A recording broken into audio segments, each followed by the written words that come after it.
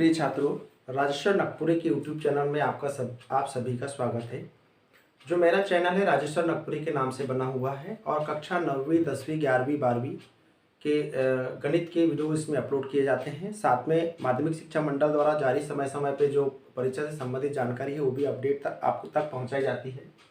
तो आप मेरे चैनल को सब्सक्राइब करना ना भूलें। चलिए, जो साथी मेरे चैनल में नए हैं, जो छात्र मेरे चैनल में नए हैं, वो चैनल को सब्सक्राइब कैसे करते हैं मैं आपको बताता हूं। जैसे आपके पास में जब व्हाट्सएप में आप पेज आपको लिंक भेजेंगे तो ओपन होगा, तो यहाँ पर चैनल में देखिए कोई भी चैनल ले लीजिए, मान के चलिए जैसे यहाँ पर देखिए, इसको हम यहाँ पर दिखेगा रेड दिखेगा, ये देखिए रेड में दिख रहा है, यहाँ लिखा है सब्सक्राइब लिखा हुआ है। तो आप इस सब्सक्राइब को क्लिक करेंगे, साथ में यहाँ पर घंटी देखिए बेल आइकन, इसको घंटी को क्लिक करेंगे और यहाँ पर ब्लैक में आल लिखा है, आल को क्लिक करेंगे। तो मैं आपसे निवेदन करता हूँ कि आप मेरे चैनल को सब्सक्राइब करना ना भूलें, साथ में बेल आइकन क्लिक करके लाइक कमेंट शेयर जरूर करते रहे। तो चलिए यहाँ पर देखिए इकाई 1 कक्षा 10वीं वास्तविक संख्या के जो महत्वपूर्ण प्रश्न है उस पर चर्चा करते हैं। तो हमारा पहला प्रश्न है संख्या 867 एवं 255 का एचसीएफ ज्ञात कीजिए। तो एचसीएफ ज्ञात करने के लिए क्या करेंगे, 867 का जो है हम अभाज्य गुणनखंड के रूप में तोड़ेंगे। तो यहाँ पर देखिए हम रफ वर्क करके बताते हैं क्या करना होगा। चलिए यहाँ पर ये आपका 867 है, आपको एक छोटी संख्या ढूंढे जिस संख्या का इसमें भाग चले जाए। तो हमारे पास में एक संख्या 3 है, ये 3 दूनी 6, ठीक है। यहाँ पर कितना बचा, 8 था तो 2 बचा है, 26 हो गया। और ये 3 8 है 24, यहाँ पर 26 था, कितना बचा 2 27 हो गया। तो ये 3 9 27 हो गया। पुनः आपको पुनः एक संख्या लेना है, फिर उस संख्या में देखना है कि संख्या किससे विभाजित है।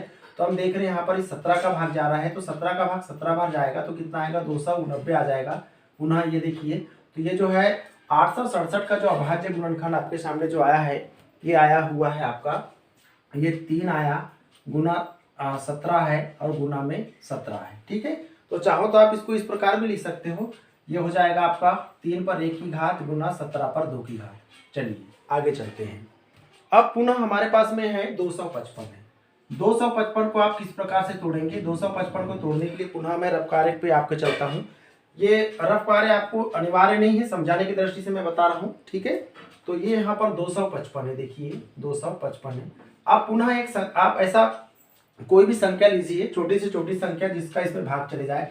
तो हमारे पास 3 है, 3 8 है 24, यहाँ कितना बचा, 1 बचा और ये 5 था, तो ये हो जाएगा 3 5 15, ठीक है, 85 आ गया। अब इस 85 में हम भाग देते हैं, देखिए 5 का भाग चले जाएगा तो कितना हो जाएगा, ये 5 का 5 हो जाएगा।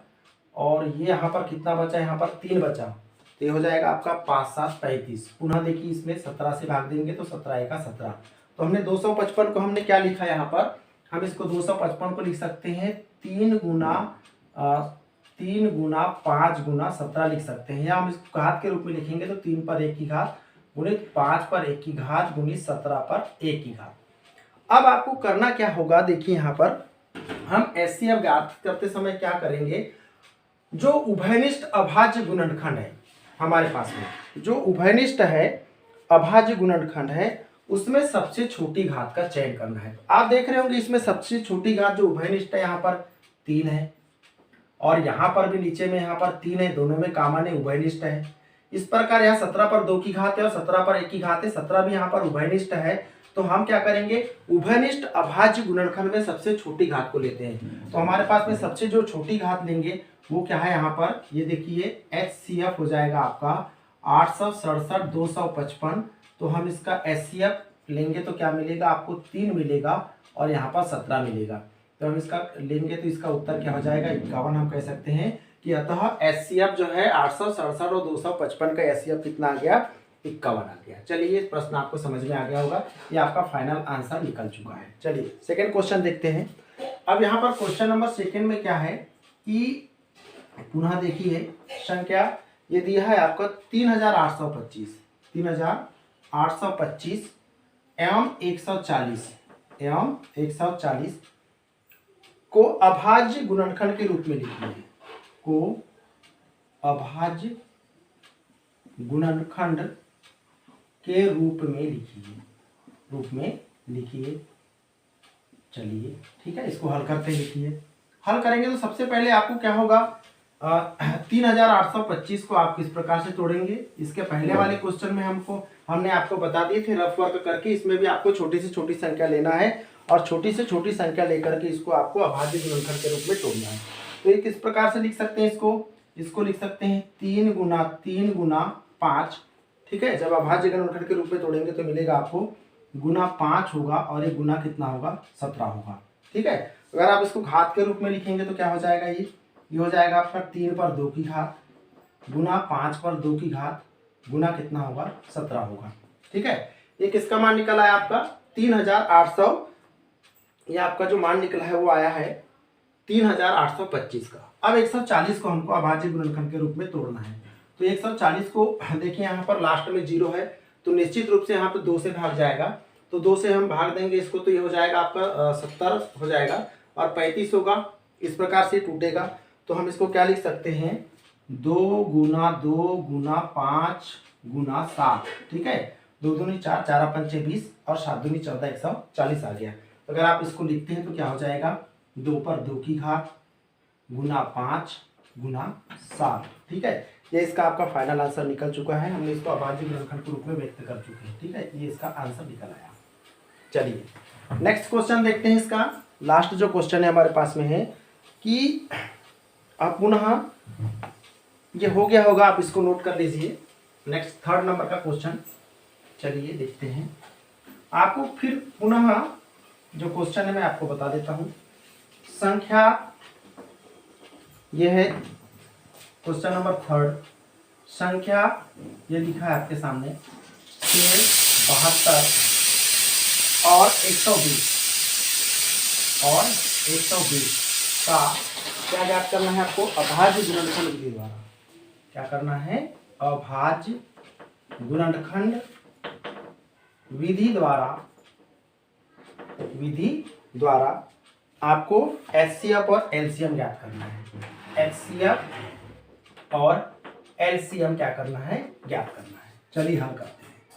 तो हल करते हैं तो सबसे पहले पुनः इसको अभाज्य गुणनखंड के रूप में व्यक्त करेंगे।